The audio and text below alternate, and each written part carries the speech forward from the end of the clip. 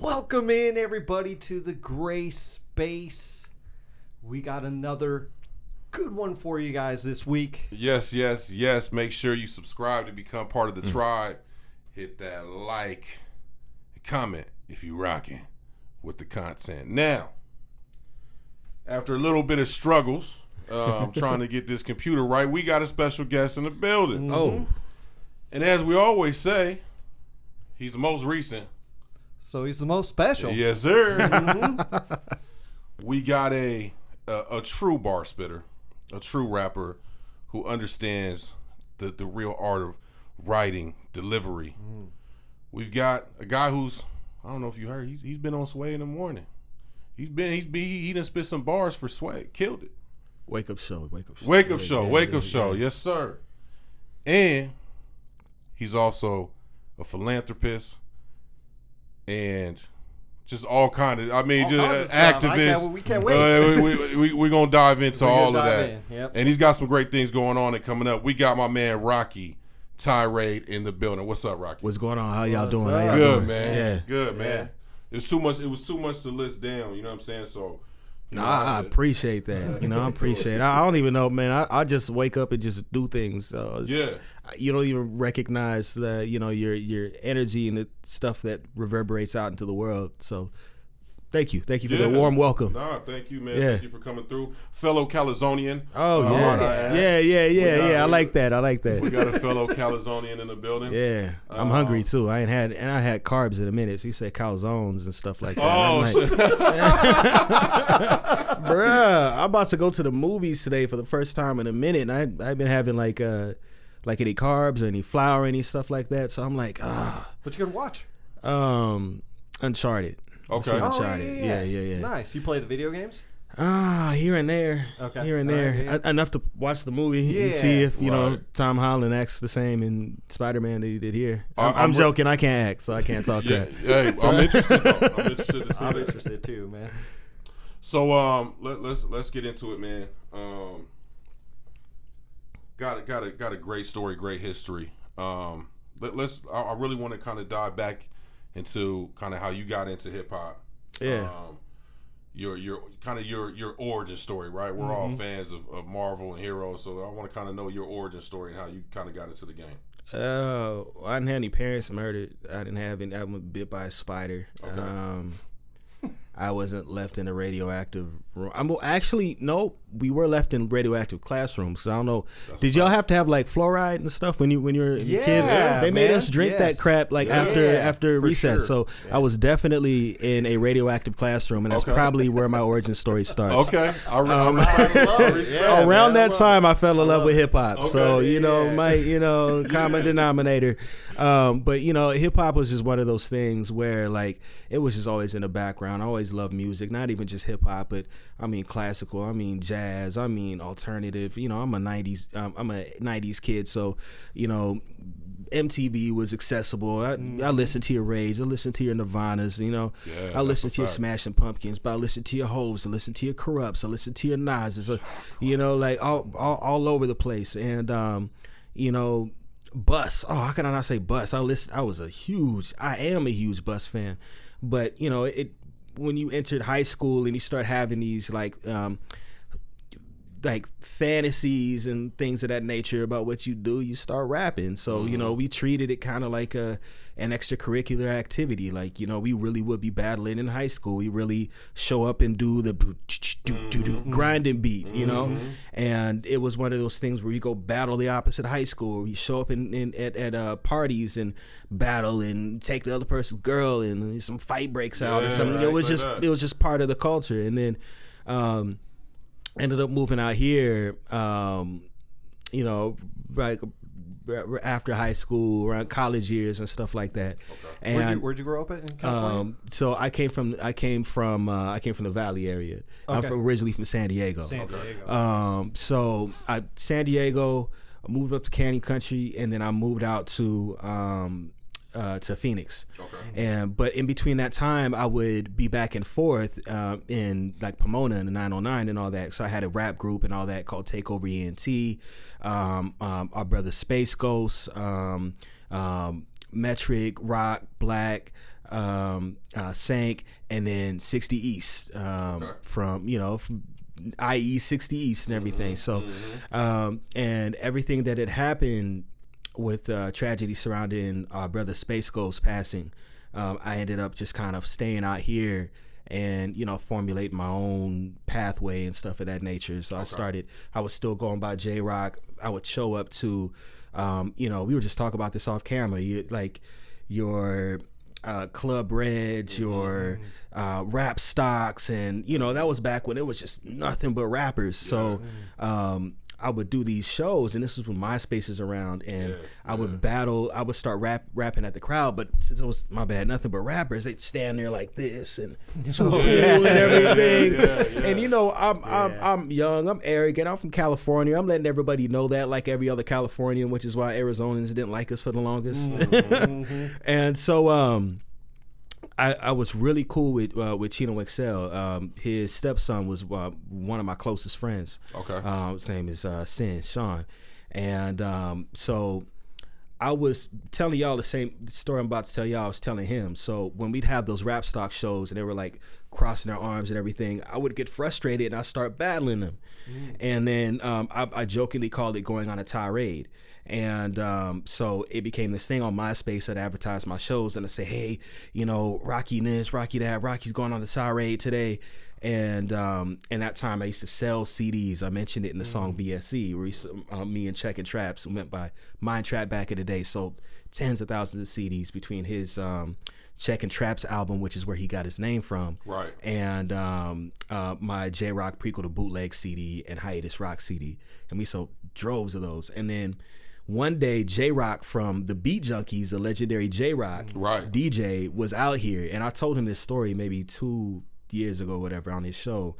And I just, when you selling CDs all the time, you just like calling like autopilot and, hey, do you like hip hop? No. And I introduced myself as J-Rock to one of my favorite DJs named J-Rock. And then he took it, and he was just, I don't know, maybe he was like an introvert or something like that, but he was like, yo, this is kind of, I don't know if it was uncomfortable or weird or something like that. Right. And maybe I was overthinking it at the time, but I was hella embarrassed. Okay. So I told Chino XL this story because he's like, yo, son, you got to change your name. And I told him about what had happened with the J-Rock stuff, and there was also this dude from Watts called J-Rock. Right. Just no, just some random guy from Watts. He's going to be the biggest rapper, one of the biggest rappers on the West Coast, and one of the biggest labels. So I was faced with those two dilemmas, and then I told Chi that story, and he's like, yo, son, you should keep the Tyraid name. And I'm a Taurus. I'm hard-headed. I wanted to keep part of J-Rock, so I kept the Rock and I kept the Tyraid. And then to be pretentious about it, I retroactively made it about like duality. And it actually happened to be in my music. So, Roqy Tyraid. And then, we went on. Everything else is, all in local rapper history, just battling on your Friday Night Flavors and your Pulses and your Ready Set Radios and challenging people. Battling parking lots at the Blunt Club and hosting shows at the Hidden House and, putting other young artists up. Yeah. Having a show with Nick Norris, the Cleanup Crew on the radio for the longest. We're doing all sorts of things. And then, traveling, doing the stuff with Wake Up Show and all sorts of things, man. Okay. So, yeah. You were talking about CDs. Do you miss those CDs days where you can actually interact with somebody, or do you like what we're doing now as far as like social media goes and trying to get people interested that way? I'm sure there's a whole give and take, but do you prefer one over the other? I wonder how today would function, how we'd function as artists today if we had the ability to sell CDs. I remember the last time I was actually like selling CDs, I was in London. And I was actually getting CDs off at like my shows, and I was staying at one of the homies' houses, and they had like a nephew there, and then he was in uni or whatever, and so I was gonna sell him a CD, or give him a CD, and he took the CD. He was like, "Bro, y'all still sell CDs in the States? You still sell CDs in the States?" that was, Right. I laughed it off, but I was hella embarrassed, man. Like, yeah, no, we're in a different era. Yeah. Come on, bruv. Yo, that was hella embarrassing, but like it really spoke to a shift in the dynamic of how we engage artists from like the artist to listener standpoint. So I really don't know. It was cool to interact with folks and sell those CDs, but I mean, unless you're Nardwuar, you're probably not gonna come across another like Check It Traps or prequel to bootlegs or hiatus rock CD, you know. Yeah. So those things, they get misplaced, they get broken, but with the way data is set up, you know, you always have access unless we just spontaneously combust or somebody shuts down, you know, the cloud servers. Right. You always have access to the artist, but it does take away from, you know, like those moments where like I have a Dilla CD. I had the Donut CD that I've had since the first week when it dropped. Like that's a special thing. Right. Up until I broke it, I had my Busta Rhymes ELE album since 1998. So like though that special merch memorabilia type of moment you don't really have with CDs nowadays. I feel like that's kind of coming back around though. You know what I'm saying? Especially with vinyl. You oh, know, with vinyl, yeah. Because I feel like there's something tangible, you know, that you could hold into your hand and at least like pull something out, put it on a, you know, turntable and stuff like that, you know. And I you know, I don't know, man. It's probably because we were probably around the same age, you know. I really kind of miss those days, man.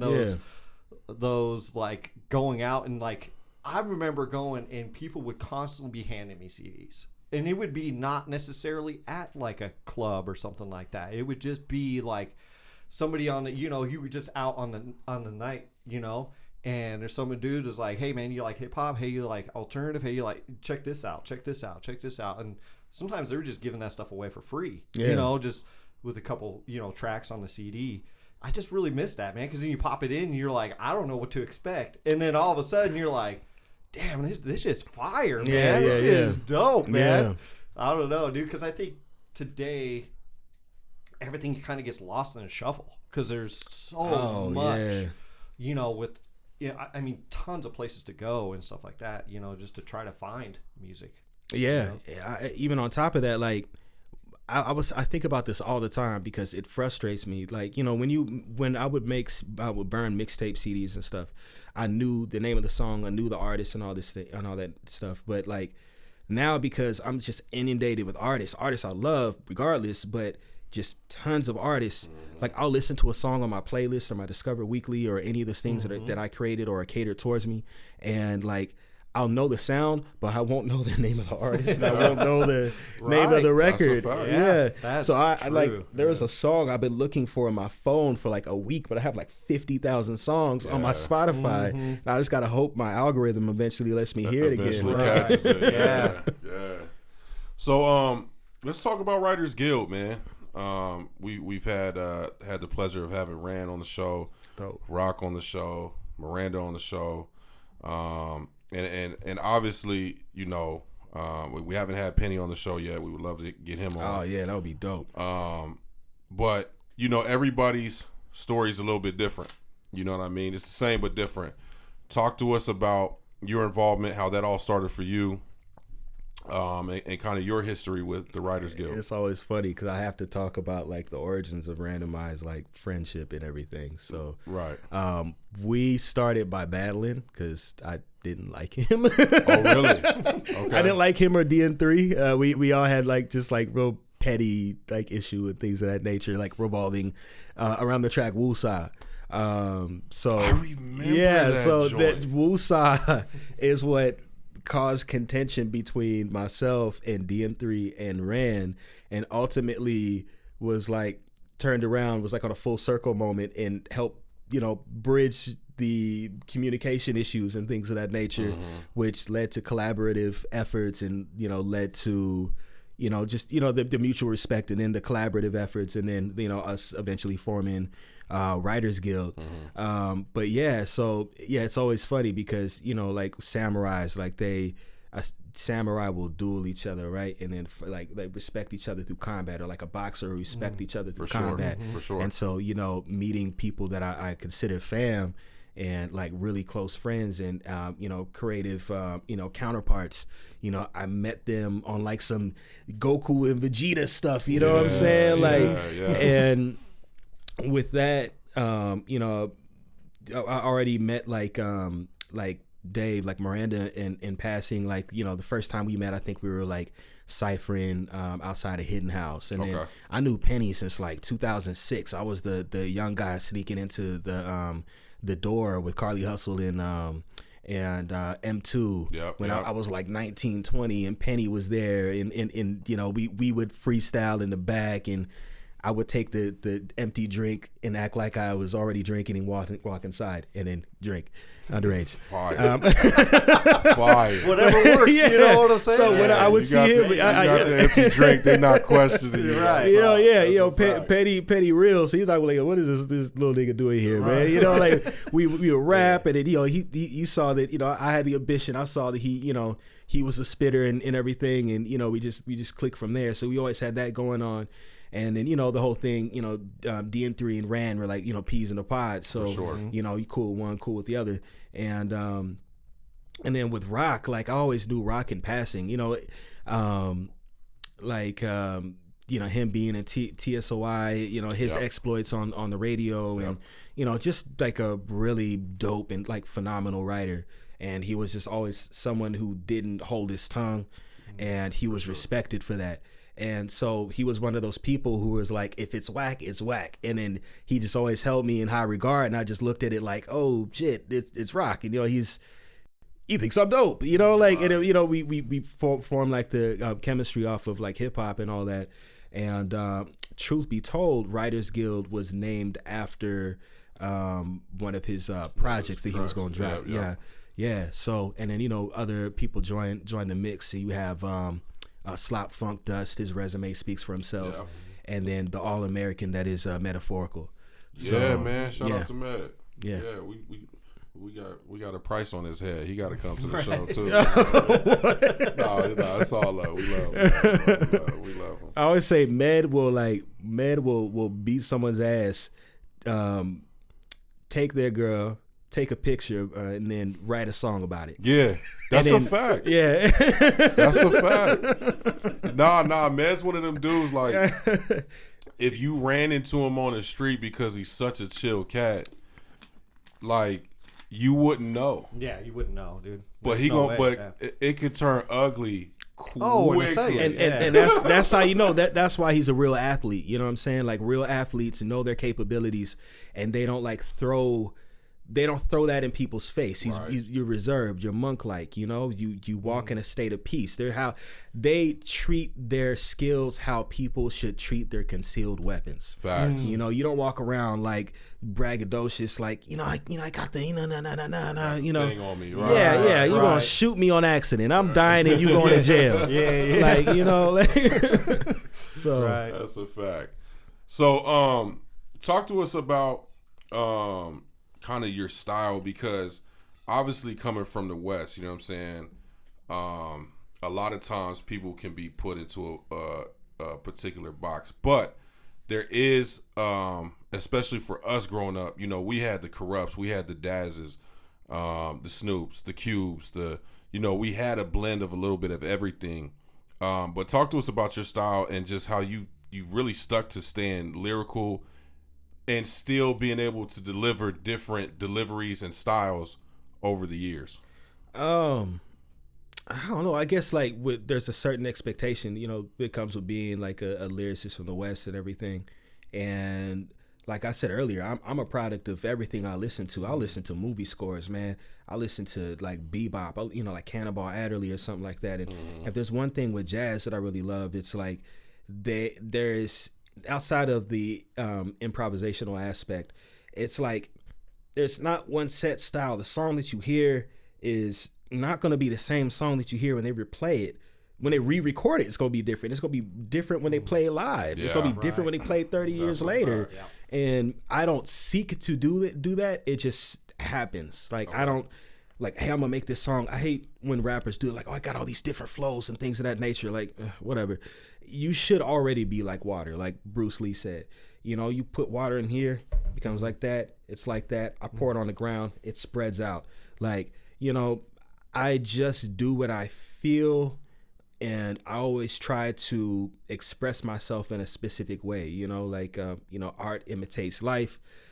I look at lyricism as another form of talking. Okay. So, you know, if I have a complex conversation with you, it's going to come out like that from an audio standpoint. If I want to get something concise to you, and that might be how I might approach a hook or something like that. Like, who knows? I just let it be what it is. The wind is different. Yeah. So when you write, do you write to music, or do you typically do you write poetry? Do you just write thoughts down? Do you have like a journal? How does your process with the writing goes? Yeah. My process, like, for the longest, I've always just memorized it, and then, like, in my head, wrote it in my head, memorized it in my head. I've heard stories. I've heard stories of you walking in and just going, "Yep, I'm good. Let's go." And then, you know, recently I've been trying to, you know, try different aspects. Like, you know, I might write it in my head and then type it down. But like, it's always based around me, just repetition in my mind and things of that nature. But in terms of how I write, what I write, do I write to music? I might write to the beat. I might write to a different beat. Oh God, like, I don't know how it would be for people's perceptions of certain songs. If I like told them what I really wrote it to, they might like, oh. Oh, so you've had stuff that you've written as something else. Yeah, and then people are like, yo, this song is the illest. And then, like, you know, I might be like, there's songs in my discography that I didn't write that to the original beat, like songs that people love, not like, oh, I can tell. Like, I didn't write this to this specific beat or even just at first, but people just grew to love because, you know, I just mold it, you know, like Play-Doh. I love that. That's fire. That is dope, man. I love that. That's a real MC. You know what I'm saying? So let's get into something a little bit different. Obviously, these past, you know, 2 years have been incredibly tough for everybody. And with all the racial tension that happened in 2020, and then obviously we've got the virus going crazy, and so much misinformation, information, it's just everywhere, right? And it's just been a crazy time the last couple of years. You really did something, man, that I gotta say right here. I'm extremely proud of you and your example that you set. Thank you. Over the last couple of years, because you really kind of put music to the side and said, I'm gonna really get out there and be a voice and be a leader. And I commend you. Talk to us about your decision to do that, because it sounds like such an easy decision for most, but not everybody can get out there and do it. Your decision to do that, and some of the things that have come from that, some of the things that you're involved in that have come from that. Talk to us about that whole experience. Oh man, like, it really started because I was in this weird situation where, like, you know, I was in the middle of like restructuring specific things, and, you know, with my next steps with music and all that, and all of a sudden everything happened with George Floyd, and then, you know, you see what was going on in the Midwest, and then you start hearing, you know, trickles and conversations that, you know, people are upset or looking to organize here. And I've been in and out of like protesting and organizing here and there since like 2011's like Occupy Phoenix movement. You know, I was just definitely like a fly on the wall, but I was a participant. Right.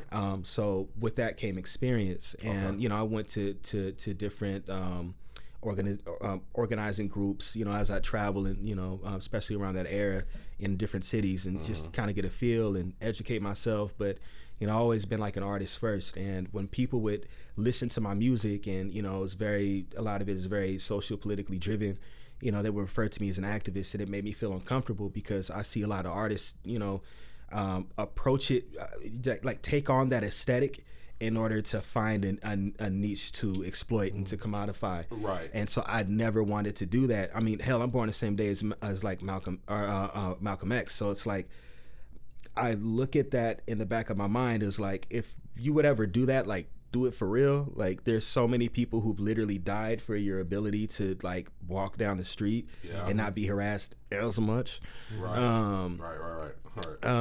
So that would come up, and I would refer to your Jasiri X's and things of that nature, or, you know, artists that I'd seen from afar that are really, you know, other artists I'd see from afar that were about it, like your Rebel Diaz's and things of that nature. But taking all that into consideration, so 2020 hits, or that specific time hits, and, you know, people are frustrated. We've been doing lockdowns and things of that nature, and then I start hearing that that this specific individual is going to be doing protests, and, you know, he has a reputation for leading people into harm's way, agitating the crowd, leaving people get arrested. You know, we know who this person is if you live in Phoenix. We don't, you know. So my homie Rashana told me that, like, you know, people are going to be protesting that evening, asked someone to come and support, like, you know, help out, you know, from like a medic standpoint. So that's what we went and did that for the first night. And so, you know, we got our water bottles, we got our milk to wash it out of people's eyes when they get tear gassed. And sure the hell enough, we all ended up like breaking into smaller groups, and I was just kind of doing my own thing, and I'll go to the front of the crowd. This specific person is there. He's agitating people and things of that nature. Then he takes them from central downtown Phoenix over towards the Capitol. And it's just weird because people have been marching for hours. These are kids. They're not used to this type of stuff, which is one of the things we were worried about. He gets us over to the Capitol, and then we kind of have like this meeting of the minds where people are like, you know, protesting, like, you know, just talking to the crowd and everything. And we're just there for a really long time. I'm like, this is super sus. And so the guy comes back and he leads us in between the State Ledge buildings and everything. And then he leads us all the way back around to the front where the mall is at. And that's when all of the state troopers come and they just break up the crowd and everything. And I'm like, yo, where's my man? Where are you at? Right. So all the kids are like going down the mall area, Wesley Bowling Plaza or whatever. And, you know, there's, for those who are not in Phoenix, there's the mall, the grassy area is split up, or it's like surrounded by a westbound road and then an eastbound road. So the kids were walking down the westbound road, and I swear to God, I hope police are watching this because y'all are about to get shamed. So the police vehicles are driving by, and one rolls down the window and it sticks this hose out and it sprays them in their face. So like already I'm saying this is the type of climate, like no one was doing anything that, you know, like conservatives were trying to blame us for. No one was flipping cars, anything of that nature. But yeah, so, you know, after that, you know, like the crowd dispersed, and we had, you know, rounding people back together. There was a young woman who was, you know, she was pregnant, so she went into premature labor and everything. Oh man! So, you know, she's one of those people that was hit with the tear gas or whatever the hell the concoction was that they sprayed out the window. So that's terrible. That night, it was. That's I literally dreamt about that for maybe a month. Oh, I believe it. But yeah, so that night we were able to kind of get people back around, you know, a specific train of thought, and then some people stayed at the police station and other people went home. Next night, more people, no leadership. And so I don't want to do any. There's another person who's upset, especially what's going on with Deion Johnson, and you know, people are there just kind of at the police station mad. And then I noticed people were doing things like hands up, don't shoot. And from my standpoint, you know, one of those people, like I find my education in old Black Panther teachings and you know, just old, you know, just civil rights activists, you know, just energies and things of that nature. Yeah. So I look at that as like a sign of being docile in the face of an oppressor. We need to show and encourage, you know, this you know, confidence and solidarity. So I'd walk by and, you know, you have your hands up, put your fists up, lock arms, or, you know, we're leading one specific chant, and then all of a sudden, like these things that I've learned through call and response and, you know, all these years of being MC start to come into play. You know, we're yelling in unison, we're moving in unison. And again, I'm still operating as like, you know, somewhat of a unofficial, don't know what the hell I'm doing, but I'm still helping out and, you know, medic and all this shit. But people were coming up and asking me what to do in specific times and asking some of our other colleagues who were there with us, you know, what to do. And more and more responsibility kept falling in our lap. And one of the most crucial days, because this not only defined all of Phoenix, but would have political implications down the road, was that specific Saturday. Now, we were getting, you know, reports that people would be going to Scottsdale, and we're like, yo, that sounds super sus, and it sounds like someone is setting us up. Yeah. So all of us, we were like, okay, we're not going to go over there. We're going to encourage people to go downtown, and we're going to continue in the same spirit as the day before, right? Which is solidarity. And like that Friday, that night before, I forgot to mention, was one of the most barbaric displays that I've seen from the Phoenix Police Department, and that says a lot. I'll go back to Saturday, but that night, that Friday night, you know, after we finally were like all on one accord, you know, there was nothing really going on. There's maybe an occasional flimsy water bottle, but there was no violence. There was no people getting beat up. If there was any sort of thing that was incongruous to the movement, we were telling them to chill and leave, and they would listen. Okay. And the police were really fed up. And after hours of us just standing there and yelling at the police station, they decided to mobilize. So they started shooting, you know, tear gas into the crowd. And they pushed the crowd across the street and kind of cornered. They blocked off sides of the street so people couldn't really run down the street. And they kind of pushed people back towards that immediate judicial building on the other side of the street. Okay. And so people were cornered, and they just kept tear gassing folks. And, you know, people were screaming and stepping on each other and, you know, almost falling off of walls and things. We were like literally grabbing this person from falling off of the parking lot structure or whatever. Oh my God. It was just wild. So knowing what had happened that night on Friday, on Saturday, we were like, yo, whatever is going on in Scottsdale, it's a setup. They're going to like have people surrounded by Scottsdale police. Somebody could die. So we all need to make sure that we're downtown. We need to make sure that we're non-violently expressing our frustration.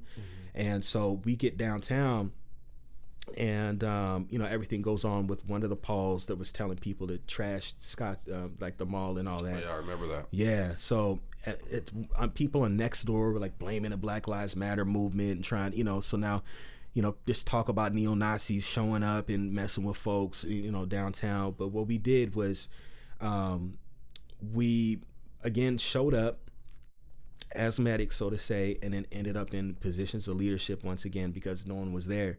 So we took one of our groups and moved it from the police station westward and then upward towards, I think, not Roosevelt, whatever the first main street north of the police station is. I forgot. Okay. The one by whatever is on McDonald's. That street. Yeah. So we joined up with another group, and then we started marching east, and then we cut down south, and then we went over to a specific area, and then our whole point was to stand in the middle of the street and say, this is our city. We have the ability to really we could do whatever we want with the city, but this is our city. This is our culture. This represents our families, represents our history, represents our future. We're just upset, and we're going to express that. You know, there's helicopters circling around, and that was a monumental point in that movement because it was a large display of peace. Whenever, you know, people would show up and try to create any acts of violence, we would suppress that scenario and get them out the picture. Okay. And we eventually disbanded before all the people from Scottsdale came down and did, you know, all that nonsense. Yeah. But so the following week, because, you know, they tried to use that as a reason to say that we were dangerous, and even though we did nothing that was dangerous to the community whatsoever, you know, they did the lockdowns and all that. So the following week we had, you know, the protests that were going on now that everybody knows is going to be downtown. And then I bumped into, you know, some other young individuals who were, you know, who were leading the protest that day. And then I was telling them about my stuff that was going on all throughout the weekend, and they were talking about their experiences. We exchanged contacts, and then by the end of that week, we formed this group called the We Rising Project, and then we would lead all the protests throughout the summer and all the stuff that historically comes with protests, your infiltrators, your political arrests and political prosecutions, and all that stuff came from that. We took the time to really educate people. I know this is really like long-winded for folks, but no, you're good, man. Keep going. So now that we're like into those first couple weeks, especially that first week, I remember being in front of all these people, and there was just thousands. I mean, one of those days we had like or maybe an estimate of like 12,000, but like tons of thousands of people there, and we're standing in the front. I'm looking at them like, why don't we just start politically educating people? Like, we're in election season, like the primaries are right around the corner. We're pissed off. I've been protesting here and there for like the past 10 or so damn years, and I know this is eventually going to taper away, and it's no longer going to be sexy. Right. So why don't we take the opportunity to tell people about how to vote from the standpoint of a community, what racism is, how nuanced it is, how it's not just calling someone the N-word, how it's somewhere you see it you see it when you're applying for a loan, you see it when you're going for a job, you see it when you're in school. It's just part of the fabric of our reality. Your house refinanced or whatever. Yeah. And then so that led to one of the most important conversations was talking to white people about white privilege, and how to use, not only to recognize that inner privilege within themselves, but to in turn weaponize that against the system that is oppressing other people who they consider neighbors.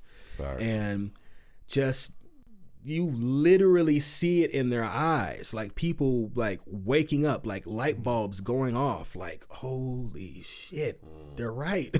It's not a race card thing. It's like, this is real. Or what I'm doing is like an unchecked bias when, we call somebody bro, or greet somebody a specific way and it's different than someone else, or like if they just complied means nothing. Stuff like boy and son. Or even like, you should have just listened. Well, no, there's like historic proof that there's systemic prejudice, and it's weaponized through the criminal justice system and through the police system, and that back the blue mentality is really the antithesis of a humanitarian approach that you feel that you're taking by stepping out into the streets. And so obviously, and then on top of that, like we started talking about like, again, the upcoming elections. It's not just you're upset about Donald Trump. You don't like Joe Biden. You don't want to vote for either. Okay, cool. Let's talk about down ballot. Let's talk about the board of supervisors. We have two black folks that are running for that. We have your Jevin Hodges and your Whitney Walkers. Let's talk about the Maricopa County Attorney's Office. One of the most important offices in the seat. There, you have Julie Gunnagle running, but you also have this person that's there right now who is literally the embodiment of danger to the community through their inability to work through the lens of justice, named Alistair Adele. And it's not just about, because we did get the police department to stop doing chokeholds, but it was one chokehold, just the carotid chokehold. They're doing all this other stuff. And why are they doing that? It's because they feel they're emboldened by the police unions. Now we're telling people about the police union plea out here and how they're heavily influential in political decisions in our community. And so, like, obviously, to go back to my obvious from earlier, that's when they got really pissed off and started targeting us. Like, they were already trying to pull people off the street. But once we started telling these people how to vote out and use the system that they weaponized against us, against them, that's when they started, fabricating charges and pulling people out and trying to slap felonies on people and, trying to say that people were fighting police officers, which folks would never do, especially in that climate. And all sorts of nonsense. And, seeing, normal people who had jobs and, relationships and families and human experiences get faced with the possibility of basically doing life in jail for standing in the street and protesting. So all of that obviously just reached a crescendo and everything. And as those protests tapered down, then other actions started coming up. You had sister organizations that were going after, Alistair Adele, because what that office was doing against not only, against the protesters and, just again, their history, office's history of, disservice against disproportionately targeted Black and brown and indigenous communities and whatnot. And then you have what my specific group was advocating for, which is, a form of creating a new first responder unit. And which I think is extremely important, because again, it takes the threat level, and a lot of times you're talking about, and I know you've posted about it. There's a lot of times where a lot of these issues are nonviolent, mental health. They can be handled by somebody who's actually trained to do that. We don't need officers. We don't need officers there. We don't need any individuals that operate under pre-existing work cultures, such as like a fire department. Yeah. And so we thought that, we're talking about police brutality. We're talking about racism through the police system and whatnot. Police death. What comes from that, or what is like the common denominator, like nonviolent victimless dispatches, like you were saying. Yeah. And we decided that there's obviously a missing piece in the first responder system, and if we created an alternative to what we have now, a lot of that responsibility can fall on this clinically trained, clinically certified, department that can handle wellness checks or humanitarian calls or noise complaints or behavioral health or substance abuse. Right. We all have real human experiences. We don't need to put them on the table here, but we've all been in scenarios where, we contemplated some things and we needed help. Yeah. And if neither of y'all have, then that's a very low statistic, because most people have. And in those moments, certain factors come into play. Me being Black, if I reach out to 911, what is the opportunity that this may go left and lead to harm or loss of life? We saw that what happened with the sister in the Midwest, was it last year? That is a scenario that should be treated with a certain type of care and empathy. If you look at it from the standpoint of criminality or an existential threat, then you're going to get that reaction. It's like someone looking for a spouse that's cheating. You're going to misinterpret everything that you look at. You're going through the motherfucking phone. Yeah, that's a fact. Like if I show up and I'm like, oh, this person might shoot me, and I shoot them when they're not, and it's like, if you're looking for something, you're going to find something. You're going to find it, exactly. For sure. Yeah. So that's why, we've been, looking to, speaking with, different clinicians and like, people that operate from a boots on the ground standpoint in terms of like behavioral health, and people who have, very genuine neighborly rapport with our friends and family in the unsheltered community, to make sure their voices are represented and accurately translated. And we've been showing up to city council. We've been speaking with elected officials. We've been speaking with people in state, that represent us from a state level, and because even if it's outside of their realm, it's something that really should be a national conversation. Very, very true. So it's called very No true. Cap. I just thought of it one day, like a neighborhood organized crisis assistance program with my good friend. Thank you, my friend Samuel Merton, we initially modeled it after a nationally recognized program called Cahoots. Okay. And people may have seen them on The Daily Show and things of that nature. But what we did after we consulted with them is we added a local spin to it. So we took it a step further by saying not only should we have this resource, but it should be comparable to fire and all that, and EMT and everything. Yeah. So they show up in their own badges and take care of things how they take care of things. Yeah. So it's a push. The city responded by trying to reinvent a program that had already existed called CAP, that existed under the fire department. There are so many issues with that because I had an interview with them on our local NPR on KJZZ, where one of them was basically advocating for police culture. Like, that mind frame should not exist in humanitarian situations. Yeah. Right. That was one of the things that led us to push the city from like adopting our plan to amending their already existing program.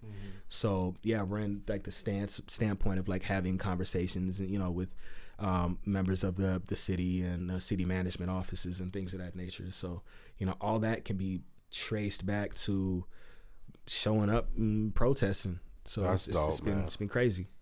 That's dope. I mean, that's so good to hear, bro. And you know, like I've told him numerous times, you know, just watching from afar, and like I just told you, man, just extremely proud of you, man. And you know, I know we're friends, but I look up to you, you know, in that aspect. And just to say, shit, I'm gonna get out there. I'm gonna just show up, and then for everything to happen the way it did, was there ever a point where you were like, man, I'm a little in over my head, or were you just like, I'm here, this is the way the ball's rolling, I gotta pick it up and go? I think the latter. Like Okay. I couldn't afford it because, you know, especially looking at footage when I was recording from like a first person standpoint, or like footage of me, like there is a lot on the line, and I couldn't afford to be. It sounds machismo, bro, but it's real. I couldn't afford to be afraid at that moment. Yeah. I can be afraid when I get home. Yeah. I definitely had a lot of mixed drinks at that time. Okay. And you'll see it through my pictures. Okay. I definitely gained weight in those protests. But boy, like, you know, especially like in like the first half of like that season of protests, and you're dealing with thousands of people, like no one knows each other. No one knows each other's limits. There's been so many times where like somebody who is going in a different like direction than what the crowd was going in terms of like our energy, I had to go and like basically talk them off of, and by association us off of the cliff.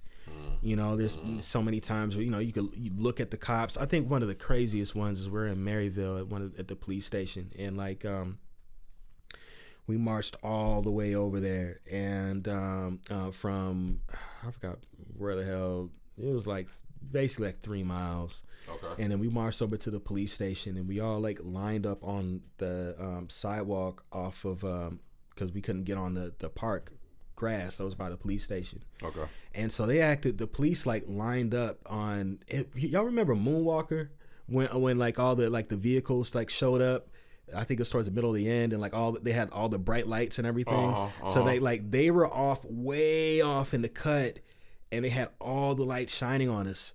So we couldn't see like how many people were there, but we were hearing like dogs, and you know we're like seeing in between like the lights from the vehicles. You see like motions flickering because they're standing out there in front of the vehicles, I believe, but like the lights were peering through them. But behind, you could still see like people moving back, like they were like just like one of them RTS computer games and stuff, like just like motioning and like flanking like old like revolutionary soldiers and stuff like that. Yeah, it was like, I'm like, yo, y'all really want to fuck us up? Like, we have kids, we have like parents and shit. Like it was, you know, in that particular moment, I was thinking like, you know, it's like being an MC, the crowd goes off of your energy and your confidence, and like I may be like wrecked inside, but I gotta be focused. And that's, you know, the same thing can be said about a lot of our you know, our colleagues that were out there too, because you know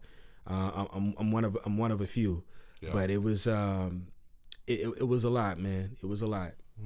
So to create change, what is your opinion on like creating change? Is it through voting? Is it through education?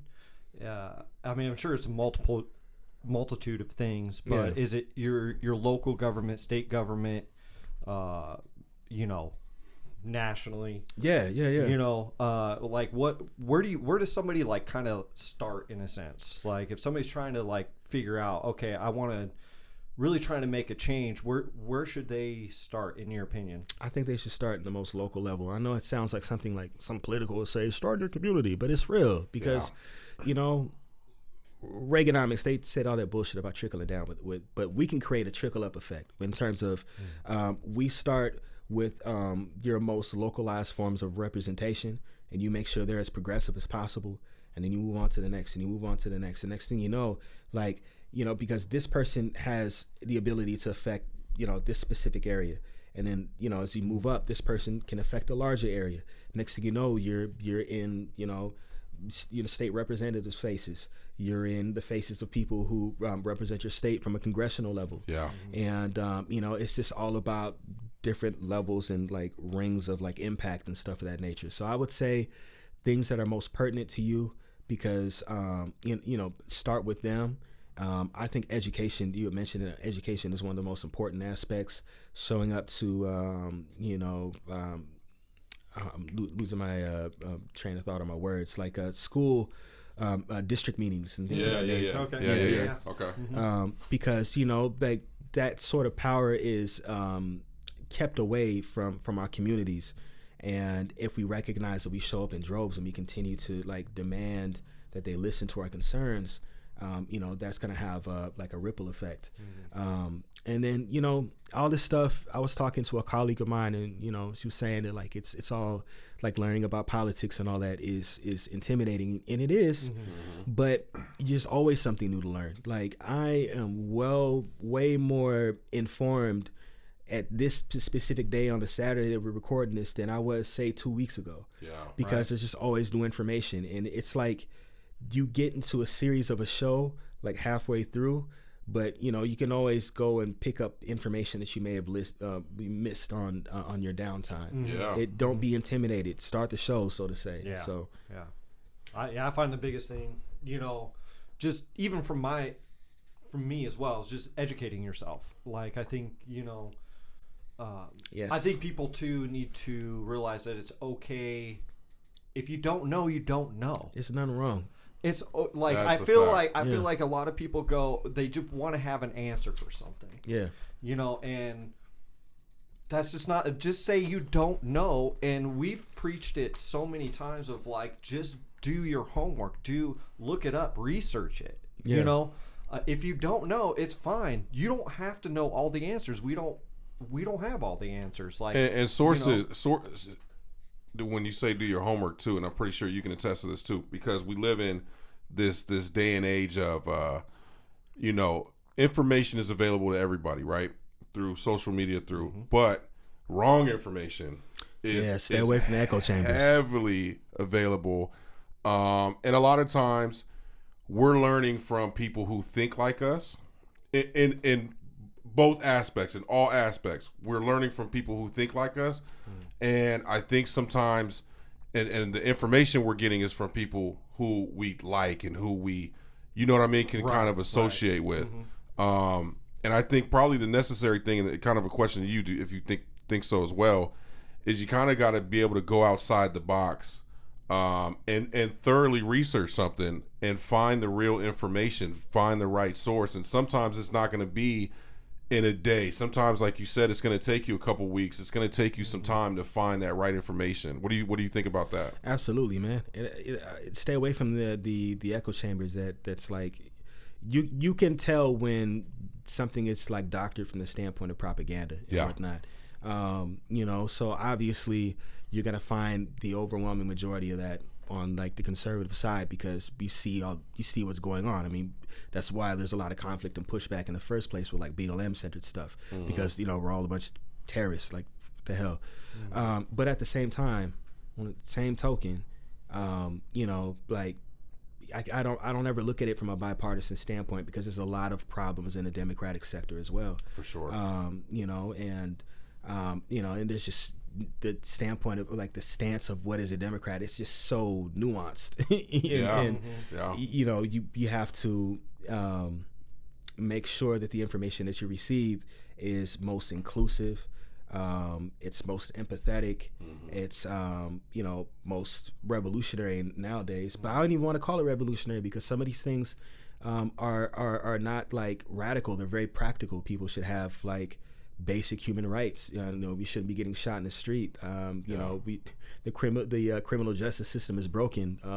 The prison industrial complex is another form of slavery. These aren't revolutionary or radical thoughts. These are practical thoughts. But make sure it leads from those standpoints as well. Like this universally inclusive wavelength is what you need to tap into, and you're not going to find that in you're not going to find that in bipartisanship to begin with, and you're not going to find that in a specific party on the left. You're going to have to make sure that you know that reverberates through your actions, and even from the standpoint of involving in politics, like you pick the people who are the most progressive, and work with them, excel, donate to their campaigns, make sure that you have multiple people in the fray that can represent us. So I think the issue with, like, you know, we tout people like John Lewis's, that we need more individuals. We need more people in the same place at the same time.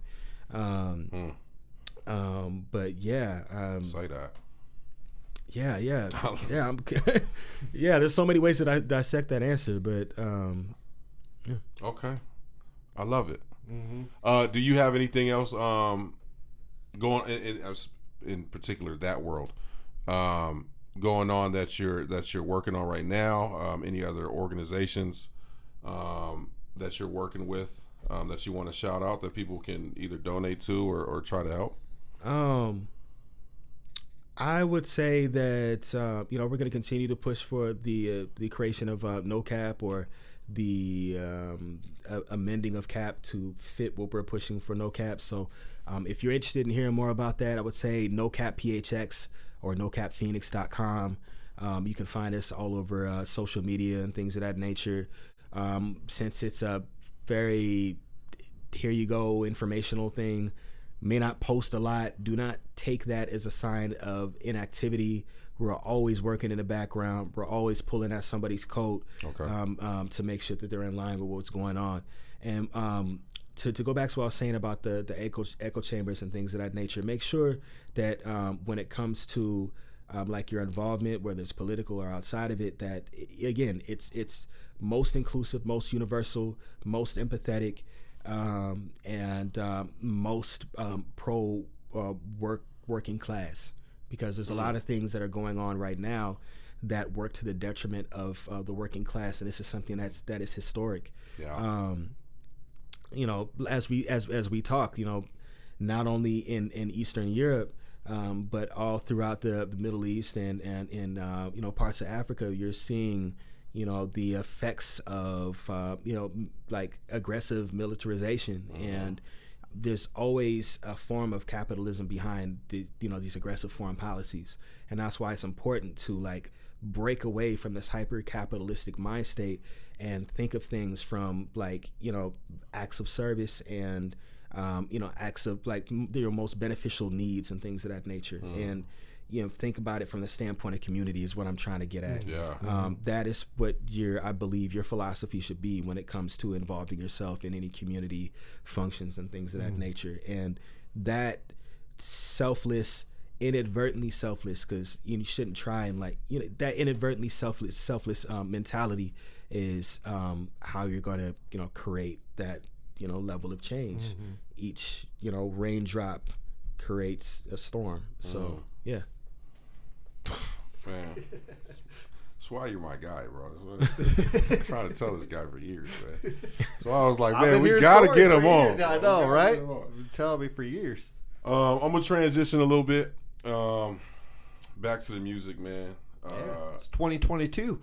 Yeah. So obviously you got everything going on in the political world, but and again, outsider looking in, I guess as things started to become more background oriented, you started to really dive back into the music, at least more publicly, right? Over the last 6 months to a year. So yeah. I did take music off. Oh, I sound so blasphemous, but whatever. It's for important things, right? Right. So I really put it to the back seat, and you know, I would record here and there, but I wasn't leading as Roqy Tyraid. I always led by an artist name since I was like fresh out of high school. I was going by Jacob Rayford, you know, of We Rising, of the No Cap advocacy group. And, you know, now I have an opportunity to, you know, kind of do both. I felt like you couldn't serve two masters, but in certain cases there's like a caveat or asterisk, because, you know, being able to be creatively expressive, you know, that helps fuel me as a human being. And I noticed that the longer I was going without like feeding that specific beast, you know, the more I felt emaciated as a whole.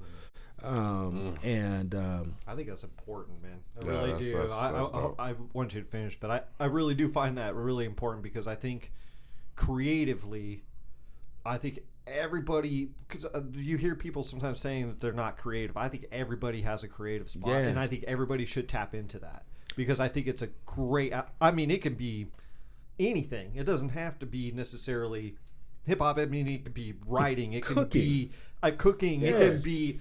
I mean, please take up something creative. You know, because it's such a huge outlet for people. It's like, you know, what everybody say, get a hobby, right? But that's kind of what it is being creative. Yeah. Is having a hobby in a sense. Yeah. Like, do it because it releases something in you, and I implore everybody out there really to do something creative with your life. Yeah, it could be unorthodox, man. It could be like, you know, again, cooking, or, you know, collecting different types of crystals or something of that nature. Yeah. I mean, for sure. The form of like creative artistic expression.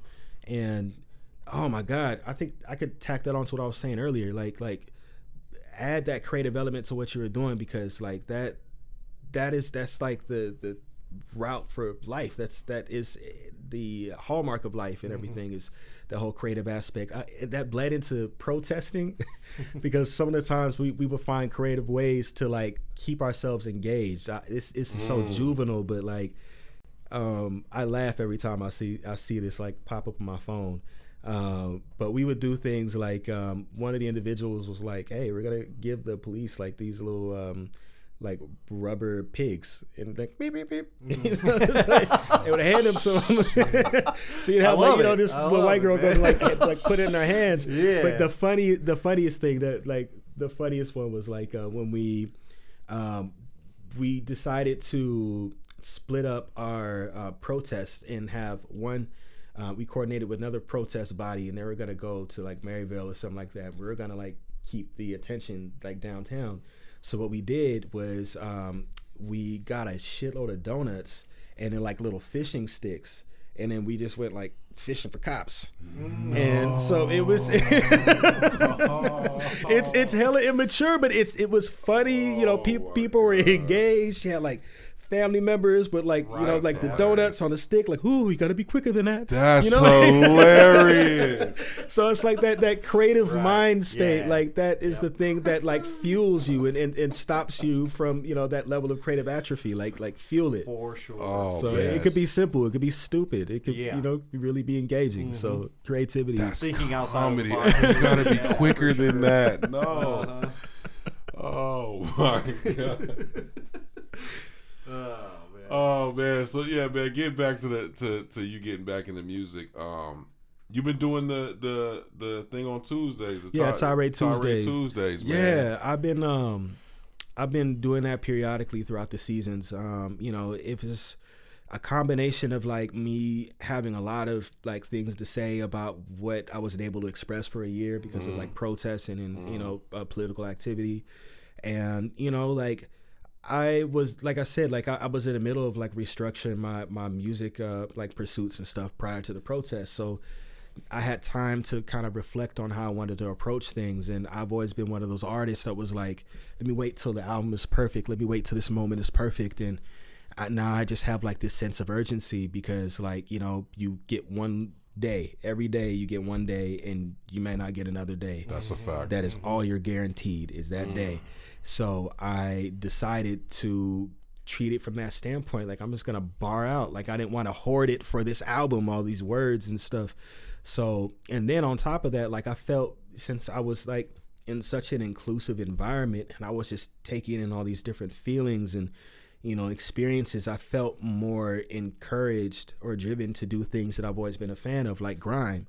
So like a lot of like the Tyraid Tuesdays, or like literal like grime records and things of that nature. Like I'm jumping on some JME or some DEE, you know what I'm saying, or some Wiley, and I've done some grime things here and there, and I've referenced grime here and there, like MC For Real, even though it's kind of like a crossover thing, but the FCC record that I had on the Outbreak album I did with Green Lantern. Yeah. So that was already kind of in the background, but I was like, I'm gonna go full forward, like full motion with this. And then so I did. I had this record called Victor Sweet with my man Teddy Silencer. It was for those who've been living under a rock in the States. He's like basically a walking legend when it comes to like the production aspect in grime, and he has a lot of like historic records under his belt, and dude's young and he's just still knocking it out the park. That's dope. And we were chopping it up about music, and we ended up forming like a real good friendship off of this. And so all that, again, I can trace it back to everything that was going on like in the streets, and even down to Tyraid Tuesdays and all that. Because if it weren't for Tyraid Tuesday, I wouldn't have done a Victor Sweet. I wouldn't have chopped it up with Teddy. We wouldn't have started this collaborative process. And it's at a crazy time, because now you're seeing like US and UK like culture, especially hip hop culture, starting to fuse. We were just talking about this today. Talking about this, Top Boy season 4 of Top Boy, not 2 but 4, is coming out. And then there's just this great awakening, and this is something that I predicted back in like 2014, that within like a few years you're gonna really start to see like influences play off of each other. And then what was the first major one that we saw was like Pop Smoke, and then we saw with the ASAP Rocky and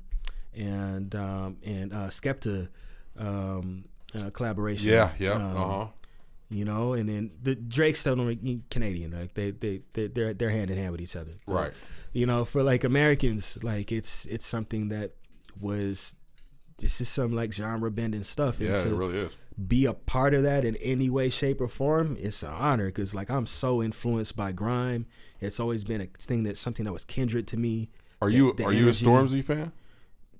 Am I? Okay.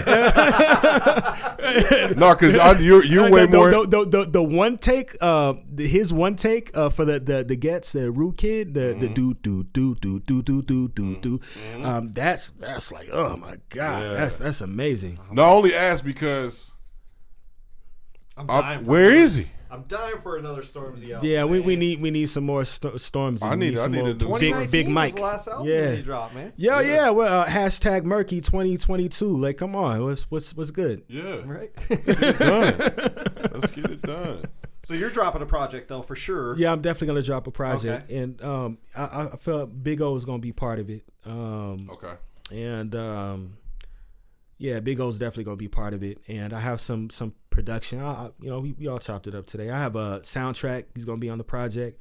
The producer soundtrack. I have Zenon, who's gonna be on the project. You heard the Nameless is gonna be on there, and I have some Dungeon Destroyer from out here in Phoenix. Dude, Dungeon Destroyer is so amazing. Like he's gonna be getting a lot of flowers in all his ventures. He already does. But yeah, you get a whole florist ready for that guy. Dungeon Destroyer is really dope. All that's gonna be done. I've been recording with my man Lucci Luke from out of the Wave Studios. They had their hands on some of the biggest records, like the new Snoop. They had their hands on that. The new like West Side Gun, Marnie Caesar.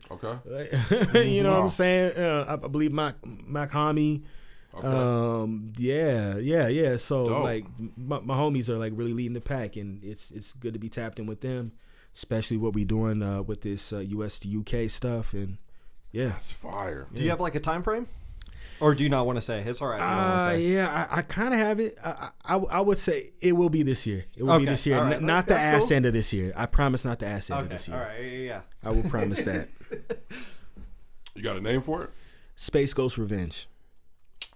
Named after my brother from my group I was talking about earlier. So. Yeah, fire, man. Yeah, so I can't wait. Thank you. I know, man. I'm looking forward. Text me personally, bro, when you got the date. When you got the date, text me personally. I promise I ain't leaking it.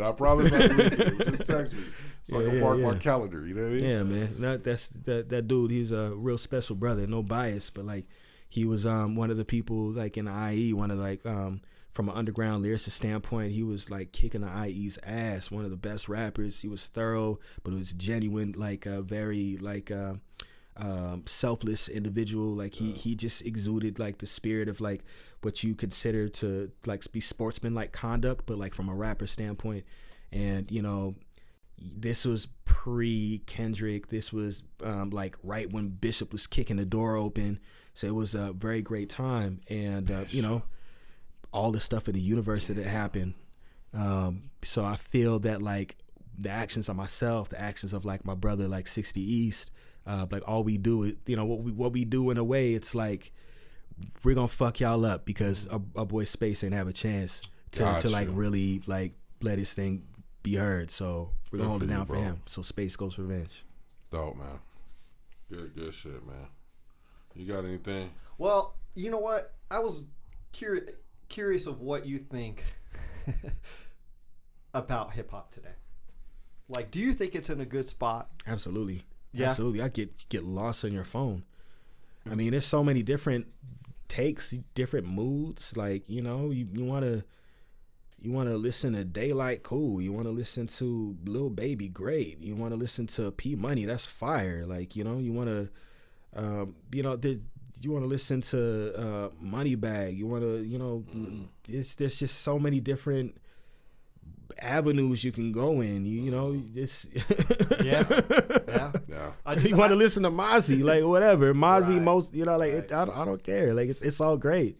I was just curious because I try to ask everybody who's into music that comes on the show what they think of where the state of music is in today. And I'm just curious. Yeah, we're going where hip hop wanted us to go. Hip hop wanted it to become this infectious thing where you have different like sounds, and it's not just about genres anymore because, you know, the world is so small. Yeah. And, you know, just different experiences, interpretations. You tired of getting political bars? Then go listen to some other shit. You know, go turn up sometime. Yeah. There's nothing wrong with it. You need it. Yeah. That is the beauty of music today, though, man. Everything is really kind of blended with each other. Yeah. And beautifully, too. I think people can do some of the most beautiful blended types of music. I mean, stuff you wouldn't even think that would go together back in the 90s, you know, or whatever, early 2000s. You're like, wait, alternative and hip hop together? Wait, what? Yeah. You know, and it works. You know, like it works. It works so well. You see that with like Doja Cat, because she makes a lot of like pop heavy records, but if you listen, she's really rapping her ass off. Right. Like rapping. Like not rapping, she's rapping. Yeah. Right. Like that's a fact. And then, you know, and it's so cool. I love it. Man. Yeah, then she goes online and then like, hey, you know, one of my biggest influences is Little Brother. Here's all the Little Brother records I love. I saw that. yeah, that was and dope. Then, so yeah, you have all these little, you know, tweeny, you know, white kids are like, oh, listen to Fontaine, Big Pooh, Ninth Wonder, like, you know, and it's not even like a, you know, how some artists will pat the people that they, you know, their predecessors on the back in a patronizing way. No, she was like, this is the illest shit moving, and you need to listen to that. Like hip hop is like circling in on itself, but like growing at the same time. It's crazy. Yeah. I'm with you. Well, let them know where they can find you in these internet streets. Yes, on the internet streets, you can find me at Roqy Tyraid on all your social media. That's ROQYTYRAID. Facebook's a little tricky. The Facebook, The Culture Is Back, which is also the name of my website. So yeah, anything pertaining to any social justice stuff that we're working on. Via No Cap, that's No Cap PHX on both Twitter and Instagram. Hit us up. Of course, it'll be Rising Project, and for all that music stuff. Thank you for checking it out. Biggest form of currency is word of mouth, so hit share on all of our shits, right? All of our there stuff. You go. Yeah. Well, thank you so much, man, for joining us this week, man. It's been a lot of fun. Thank you. Good seeing you, man. For sure. Likewise. Sure, awesome, man. Anyways, you guys stay safe and you guys stay positive out there. As always, this is the Gray Space. Peace.